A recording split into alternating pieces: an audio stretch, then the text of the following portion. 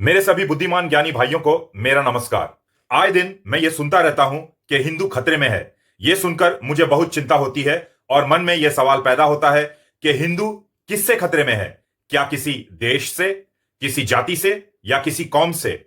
अगर मैं बात करूं रामायण की, महाभारत की, सुप्रीम कोर्ट के फैसले के बाद ये कहानियां अब काल्पनिक नहीं रही। ये कहानियां अब हकीकत बन चुकी है। तो मेरा सवाल उन ज्ञानियों से है जो ये कह रहे हैं कि हिंदू खतरे में है। क्या आपको नहीं लगता है कि हिंदू हजारों साल पहले से खतरे में थे? रामायण के युग से, महाभारत के युग से। रामायण और महाभारत के समय तो केवल हिंदू ही थे और इन दोनों कहानियों में केवल हिंदू ही लड़े आपस में।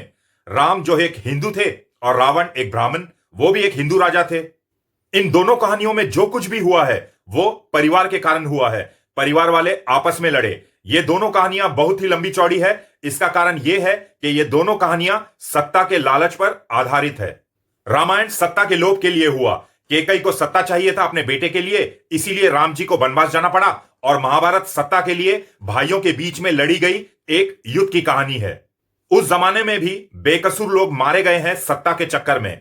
सत्ता का लालच किसी और को है और मारे गए बेचारे बेकसूर लोग। अगर उस जमाने में कोई न्यूक्लियर बम होता तो आज शायद हम हिंदू होते ही नहीं। आज गूगल के इस जमाने में कुछ लालची लोग सत्ता के लालच में भाई भाई को लड़ा रहे हैं आपस में। लेकिन ये लालची लोग ये नहीं जानते हैं कि आज पूरी दुनिया एक मोबाइल फोन में सिमट कर रह गई है। आज गूगल के माध्यम से आप कुछ भी जान सकते हैं मिनटों में। तो अगर आज किसी को सत्ता चाहिए तो धर्म के नाम पर भाइयों को लड़ा कर नहीं, बल्कि देश में लोगों के बेहतर जिंदगी के लिए, देश के विकास के लिए सत्ता हासिल कीजिए। और यह कहना बंद कीजिए कि हिंदू खतरे में है। अगर किसी को कोई टिप्पणी करनी है तो कृपया अभद्र भाषा का इस्तेमाल ना करें, क्योंकि इससे आपके परवरिश, संस्कार और संस्कृति का पता चलता है। धन्यवाद।